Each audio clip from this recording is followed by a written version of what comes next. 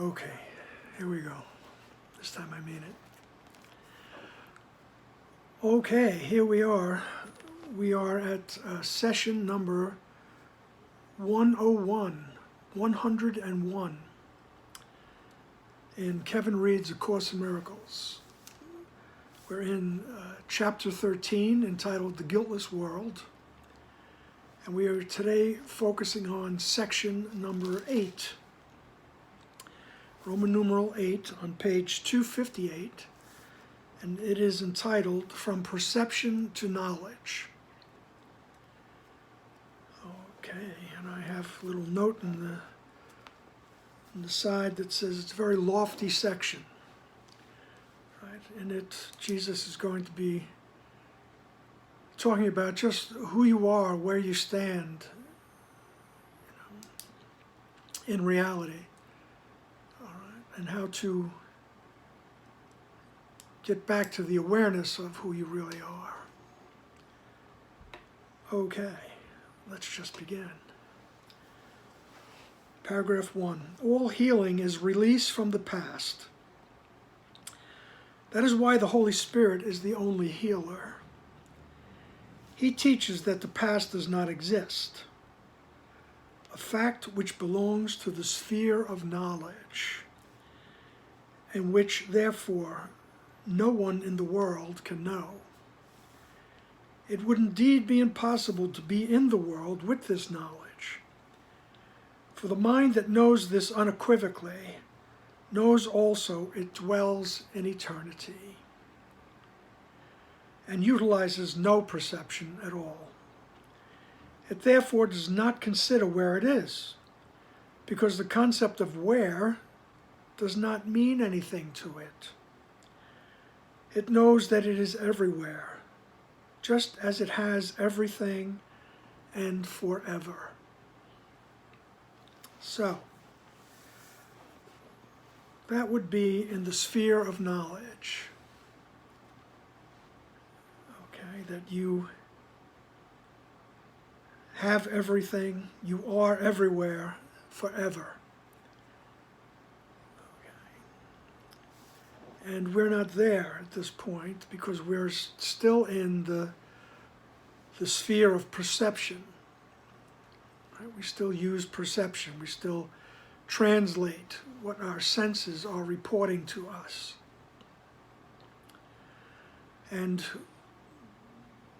to put it another way, in order to get out of that realm and move closer toward the realm of knowledge, we ask our internal teacher, the Holy Spirit, to help us retranslate what our senses are reporting, to retranslate our thoughts, right? Retranslate our perceptions. Help me to change my perception. Right? I want to see through the eyes of peace, all of those things. Okay? And when we keep doing that, the mind is being healed. Right? We take it as a process. Right? And what we talk about healing is that there's no more split mind. There's no more right mind, wrong mind. There's no more ego. There's only the one mind. Everything is healed. And we move into the sphere of knowledge. That's why he says all healing is release from the past. The healing of the mind is what he's talking about. It's a release from the belief in separation, which is in the past. Okay. And that's why the Holy Spirit is the only healer, because he teaches us the past does not exist. Right. And we seem to take that in increments, right, until we can totally become aware of it. Because he says no one in this realm of existence can understand that the past is over. There is no past.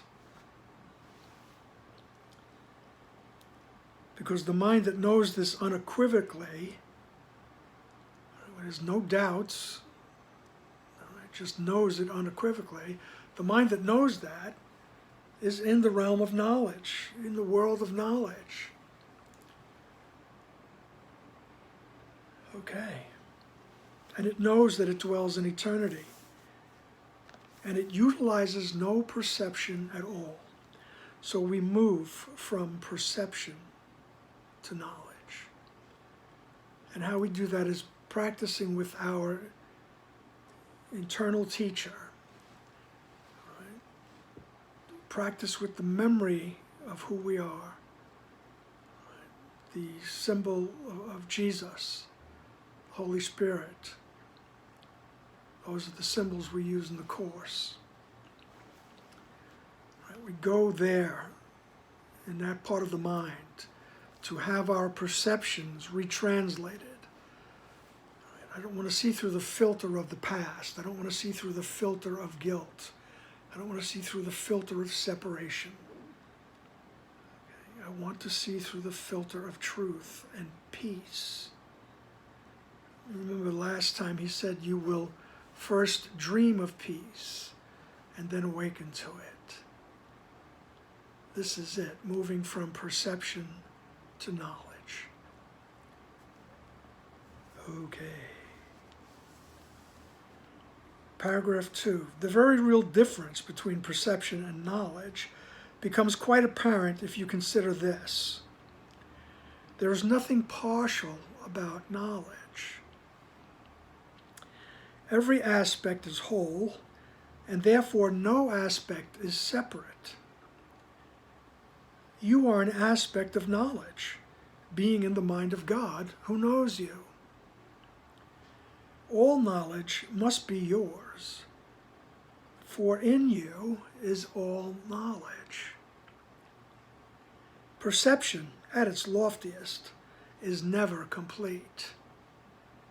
Even the perception of the Holy Spirit, as perfect as perception can be, is without meaning in heaven. Perception can reach everywhere under his guidance, for the vision of Christ holds everything in light. Yet no perception, however holy, will last forever. Okay? That's the idea of we continue to have our perceptions changed, okay, until we get to the realization of what Jesus refers to as the real world, where perception has been perfected, okay, but it doesn't last forever because we move into the realm of knowledge, where we don't need perception anymore. There is no more perception. We just know, and we are known. It's not a lonely place. Okay, we are known, and we know. Okay, you are an aspect of knowledge because you are in the mind of God, who knows you. And therefore all knowledge must be yours because in you is all knowledge. Okay. So even the perception of the Holy Spirit, as perfect as perception can be, is without meaning in heaven. Because in the realm of knowledge, there is no perception. There's no senses reporting anything to you. Right? You are that thought in the mind of God that has no form. Right? Yet while we're here and working our way out, climbing that ladder home, as Ken would say, the Holy Spirit helps us to see everything in the correct light. Call it what you may. Pick whatever phrase you choose in the book. The vision of Christ. Right? Seeing things through the eyes of peace. Right? True vision. All those things bring us up the ladder. And meanwhile, everything is being covered with light and truth, and we understand, and there's no more projection of guilt. That's as you progress.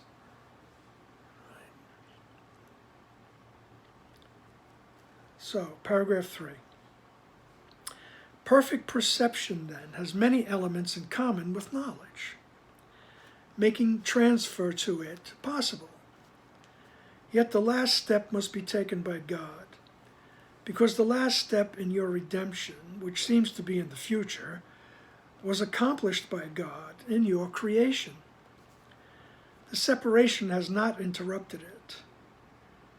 Creation cannot be interrupted. The separation is merely a faulty formulation of reality with no effect at all. The miracle, without a function in heaven, is needful here. Aspects of reality can still be seen, and they will replace aspects of unreality. Aspects of reality can be seen in everything and everywhere, yet only God can gather them together by crowning them as one with the final gift of eternity. It's like saying finally, when your perception has been perfected, right, you remember that God created you and continues to create you. Right? It's an ongoing connection. Right? And that's the crowning gift of eternity. Right? But remember, he says here in paragraph 3, perfect perception has many elements in common with knowledge. Right? That's why it's easy to just go into the realm of knowledge. All right. Yet the last step must be taken by God. Okay.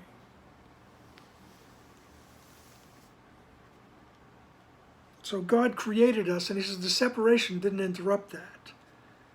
Right? And in one place in the writings of the Course it says, not one note in heaven's song was missed. Right?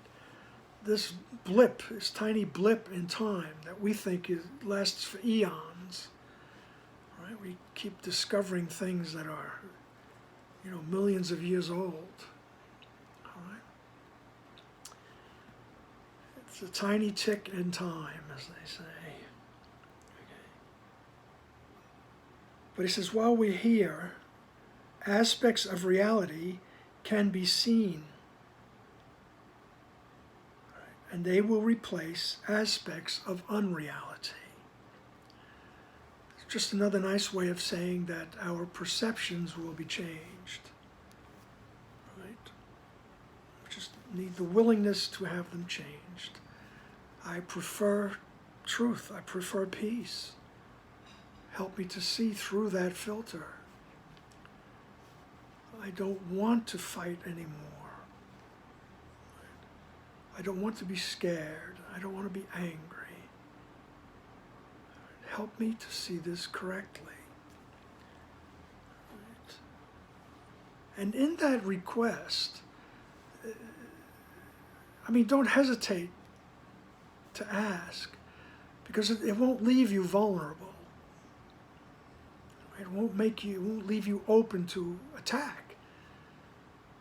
It will leave you open to understanding, and it will guide you. It will never leave you comfortless, as Jesus says. I will never leave you comfortless. Okay. And I just happen to like this sentence here, where he says, the separation, that thought that we could leave the mind of God, that we could be separate from our Creator. The separation is merely a faulty formulation of reality with no effect at all. He's saying that tiny mad idea that we can be separate from our source, that we can be separate from God. He says it has no effect. Right? Although we think, oh, look at this. Look what I did. Look what happened here. Even if you're one of those who think, how did I get here? Right?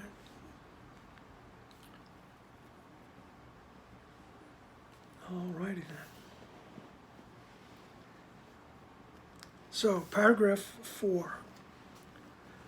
Apart from the Father and the Son, the Holy Spirit has no function. He is not separate from either, being in the mind of both, and knowing the mind is one. He is a thought of God, and God has given him to you because he has no thoughts he does not share. His message speaks of timelessness in time, and that is why Christ's vision looks on everything with love. Yet even Christ's vision is not his reality.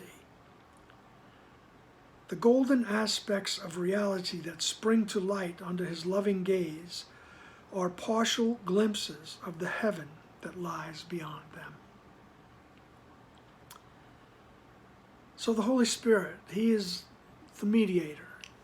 He is that thought, he is a thought of God, just like us. Okay? He is a thought of God.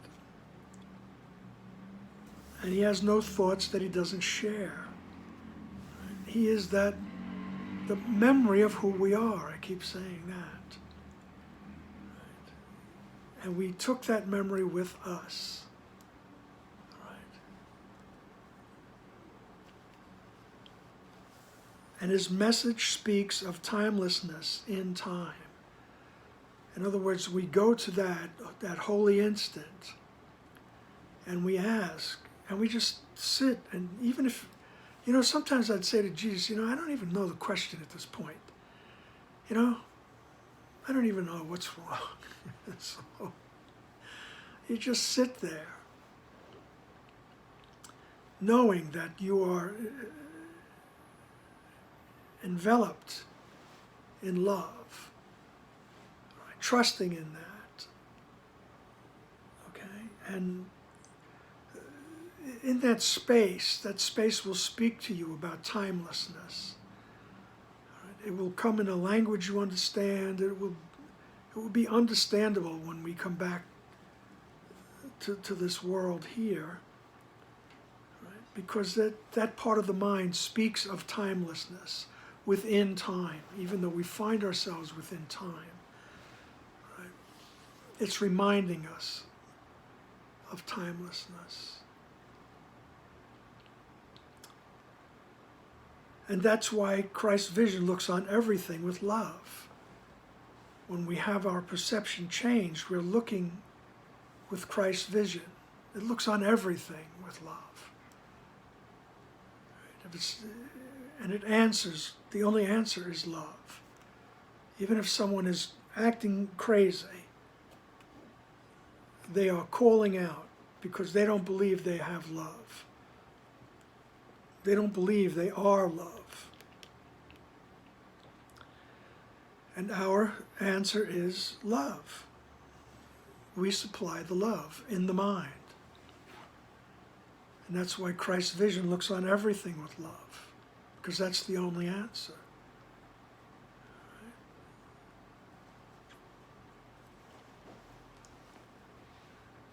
So, the golden aspects of reality that spring to light under his loving gaze are partial glimpses of the heaven that lies beyond them. So as our perceptions change, we get glimpses of what's beyond. Right? We get glimpses of the heaven that lies beyond them. Paragraph 5. This is the miracle of creation, that it is one forever. Creation is oneness forever. Every miracle you offer to the Son of God is but the true perception of the one aspect of the whole. Though every aspect is whole, you cannot know this until you see that every aspect is the same and perceived in the same light, and therefore one. Everyone seen without the past thus brings you nearer to the end of time, by bringing healed and healing sight into the darkness and enabling the world to see. For light must come into the darkened world to make Christ's vision possible even here. Help him to give his light, his gift of light, to all who think they wander in the darkness, and let him gather them into his quiet sight that makes them one.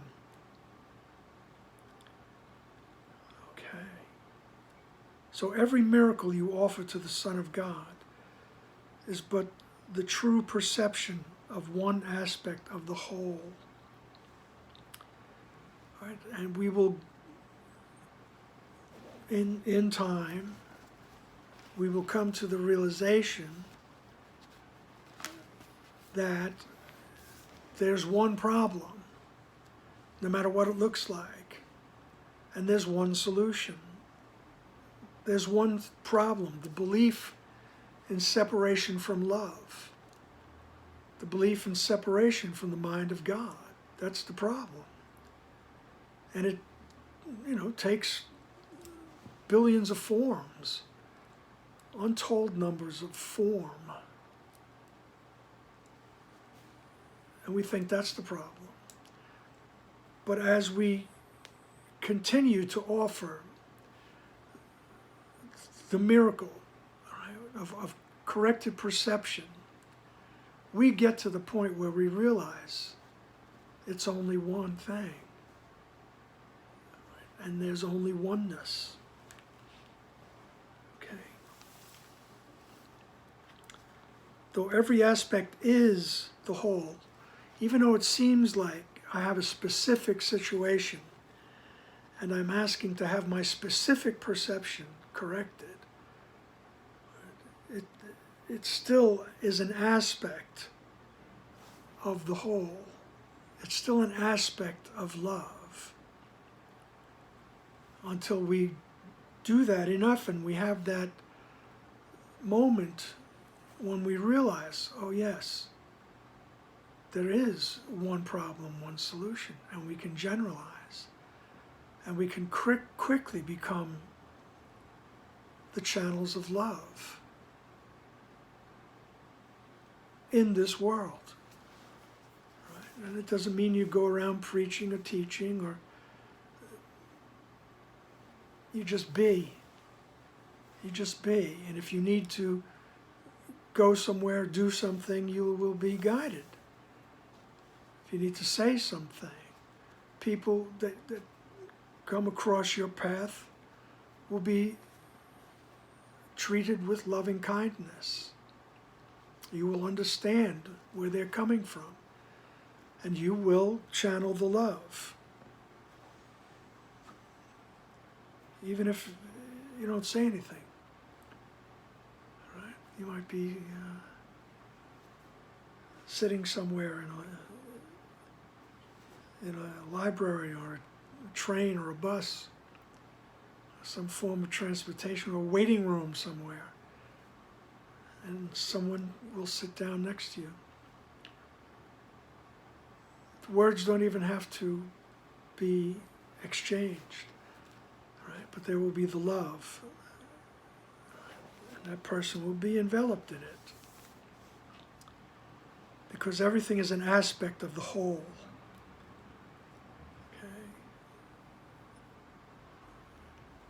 Even if you're online at some store and someone does something to annoy you, right? The quicker you can realize that, oh, wait, I'm listening to the wrong teacher. I don't want to be annoyed, and I don't want to project guilt onto this person. I'm tired of that nonsense. Help me to see it correctly. I'd rather perceive it correctly. That's an aspect of eternity. That's an aspect of love coming through in that little tick of time until we realize it's all the same. It's all the same thing. And everyone seen without the past, without the guilt, thus brings you nearer to the end of time by bringing healed and healing sight into the darkness and enabling the world to see.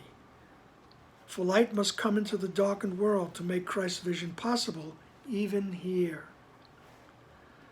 Help him to give his gift of light to all who think they wander in the darkness, and let him gather them into his quiet sight that makes them one. Okay?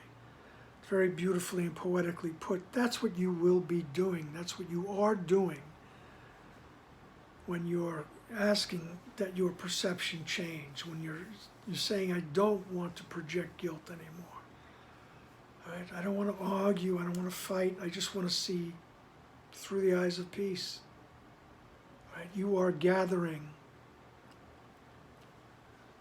all right? You're gathering the people who think they're wandering in darkness.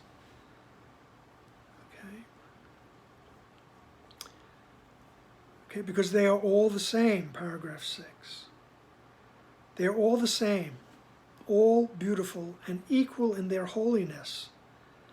And he will offer them unto his Father as they were offered unto him. There is one miracle, as there is one reality.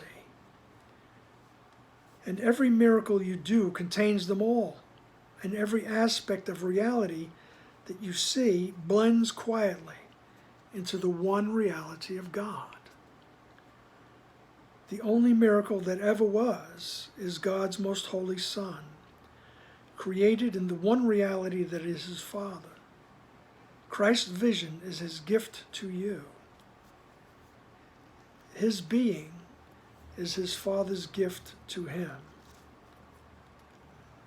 Okay. So he's still talking, about going to the Holy Spirit, to have our perceptions change, to be willing to stop projecting the guilt. Right? And he says you'll see that they are all the same. They're all beautiful and equal in their holiness.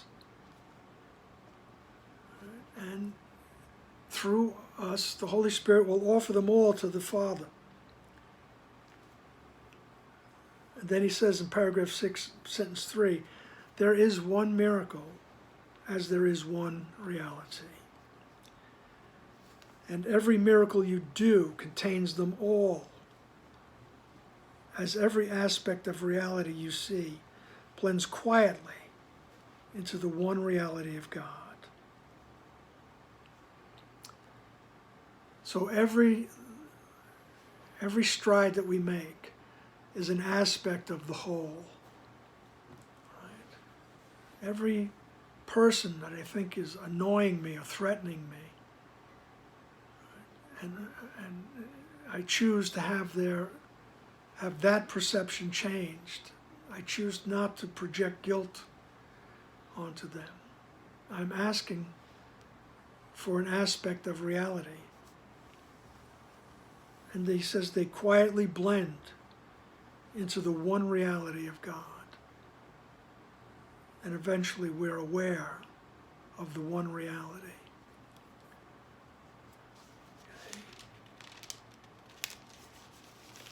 In paragraph 7, he goes, be you content with healing.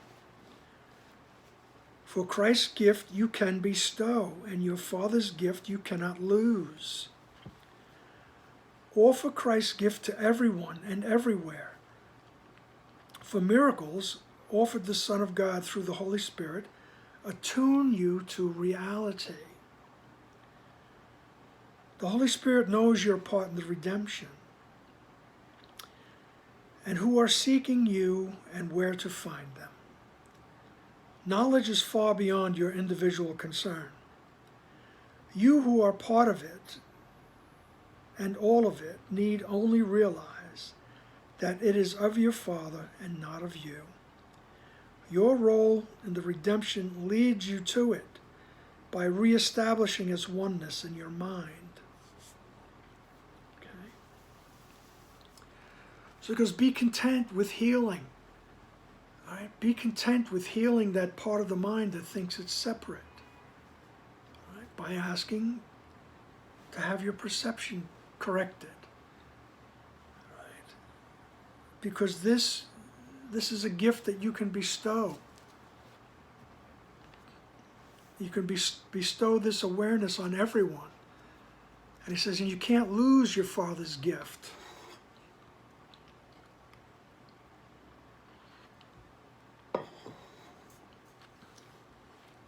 So he says, offer Christ's gift to everyone and everywhere. This is the awareness of who you really are. This is the changed perception. Okay? So offer it to everyone everywhere. For miracles offered the Son of God through the Holy Spirit. So these changes in perception, the miracles, they attune you to reality.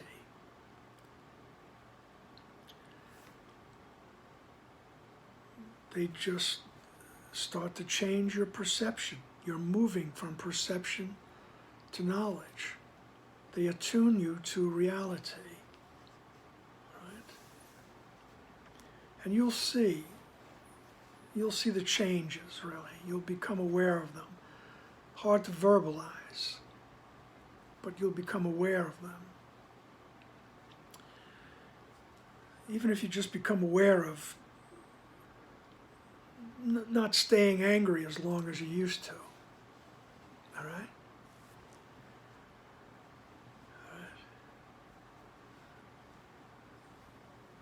All right. Or, maybe your family says, "Oh, you seem to be a lot mellower than you used to be." All right. You'll become aware. And every miracle you do contains them all. And it attunes you to reality. All right? So the Holy Spirit knows your part in the redemption. And the Holy Spirit knows who are seeking you. And he knows where to find them. Okay? And just by being in the right mind, anyone who comes into your purview, if that's the right word, anyone who comes with you, even into your mind, into your thoughts, those are the ones who are seeking you for the benefit of the miracle, the benefit of love, right, that is coming through you. Okay? So you don't have to go looking. You don't have to go looking for someone to save. That's not where it's at. Okay? Just be in the holy instant. Okay? Because, as he says in paragraph 7, sentence 4, knowledge is far beyond your individual concern. Just don't worry about it. It says you are part of it, right? And all of it need only realize that it is of the Father, not of you. It says don't worry about it. It's not your concern. Right? It's of the Father, not of you. Okay? And it's beyond your individual concern. Like I say, don't worry about it. Your role in redemption leads you to it by reestablishing its oneness in your mind. And there it is. So redemption, the idea of leaving this thought of separation behind, that's our role in redemption, is asking for corrected perception. Stop projecting guilt. All right? And he says eventually it reestablishes the oneness in your mind. So in paragraph 8, it always comes, in the Course in Miracles, it always comes back to the idea of forgiveness, which is stop projecting guilt. I want to stop projecting guilt, and I want to see correctly. And usually comes through an other. And in the Course, they use the word brothers. Okay? Ladies, don't be offended. Please. When you have seen your brothers as yourself, you will be released to knowledge. Having learned to free yourself through him who knows of freedom. Unite with me under the holy banner of his teaching, and as we grow in strength, the power of God's Son will move in us, and we will leave no one untouched and no one left alone. And suddenly, time will be over, and we will all unite in the eternity of God the Father. The holy light soar outside yourself. The holy light you saw outside yourself, in every miracle you offered to your brothers, will be returned to you. And knowing that the light is in you, your creations will be there with you, as you are in your Father. All right. So when you have seen your brothers as yourself,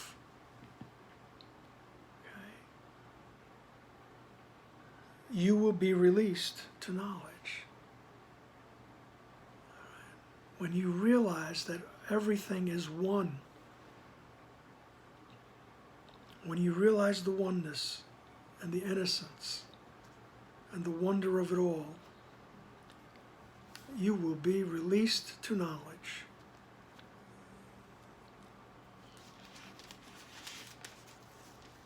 And having learned to free yourself through him who knows of freedom. So we learn to free ourselves from this ego thought system by going to the Holy Spirit, the memory of who you are. That's him who knows of freedom. That's the healer. Right? He says the Holy Spirit is the only healer. So the Holy Spirit will heal the mind. And that's how we release ourselves. Right?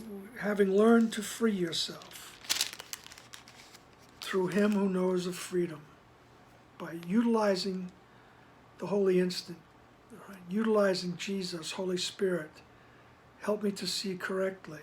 My desire is to see peacefully. My desire is to see correctly. You will release yourself. Then he says, unite with me under the holy banner of his teaching. Right? So we unite with Jesus and we grow in strength. And the power of God's Son will move in us. We will become more and more aware of the channeling of love, the power of God's Son. And we will leave no one untouched and no one left alone. Okay? No one will be left comfortless. Everyone will be included.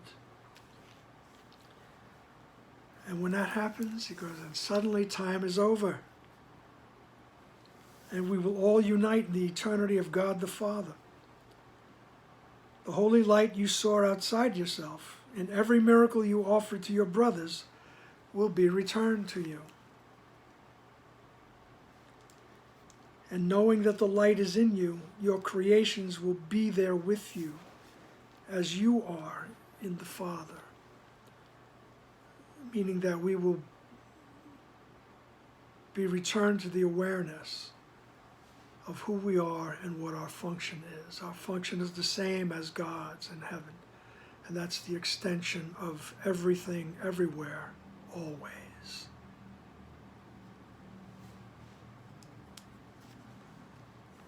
Paragraph 9. As miracles in this world join you to your brothers, so do your creations establish your fatherhood in heaven. You are the witness to the fatherhood of God, and he has given you the power to create the witnesses to yours, which is as his. Deny a brother here, and you deny the witness to your fatherhood in heaven. The miracle that God created is perfect, as are the miracles that you established in his name. They need no healing, nor do you, when you accept them. In other words, we are one with God. Right? And we do the same exact thing that God does, as I said. And we extend. The thoughts extend. The thoughts of everything, everywhere, always. Right? And that's the witness to who you are. That's the witness to your fatherhood. That's your creations. Creating as the Father does. But he says, if you deny a brother here, if you are unwilling to see him or her correctly, then you deny your own fatherhood in heaven. All right? That's the short and the long of it. All right? So you don't realize who you are when you deny the light in the other. All right.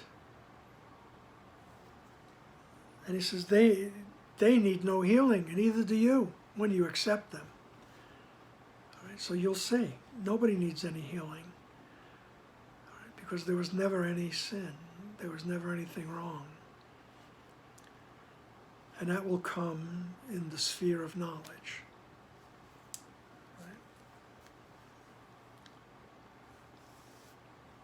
Paragraph 10.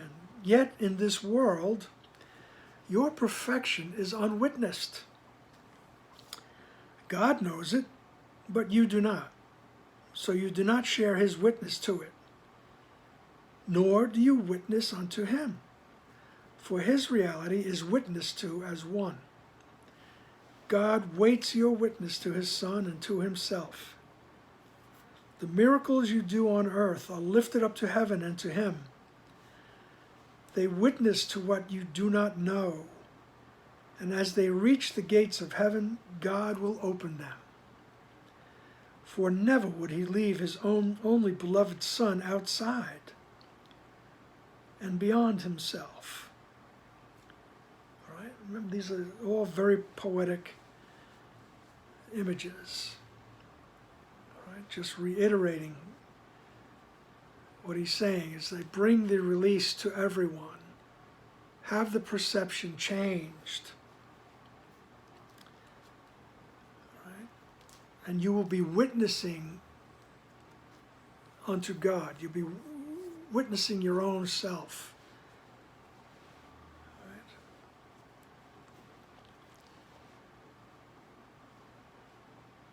For God waits your witness to his Son and to himself. So God, as if he's waiting for us to recognize who we are, and everyone else, including everyone in the circle of atonement, as they say. Right? The miracles you do on earth, the changes in perception, the willingness to see the light in others, the miracles you do on earth are lifted up to heaven and to him. They witness to what you do not know.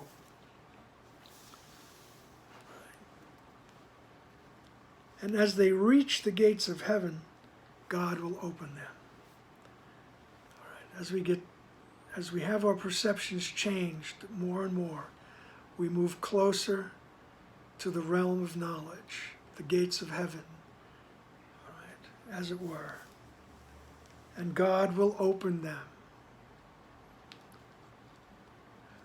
For never would he leave his own beloved Son outside and beyond himself. God would never leave you outside the gates. God would never kick you out of the Garden of Eden. All right? He would never banish you. All right? He would never put the angel with the burning spear by the gates. God is waiting to open those gates. All right? Very poetic. Just saying that continue to have that desire to change your perception. Because after a while, projection of guilt becomes very tiresome, very insane, very confusing. And it never changes. It's never a happy ending, really. So after a while, we come to realize that, and we work on changing our perceptions. And as we do, we bring a little aspect of the whole, a little aspect of heaven here in time until we, I guess it seems like we build up a certain mass. All right? It seems that way to us in time. But we move closer to the reality of who we are. And we will let that reality envelop everything. Okay? And you will first dream of peace and then wake into it. I love that. All righty then. Thank you for this opportunity. And see you soon. Bye.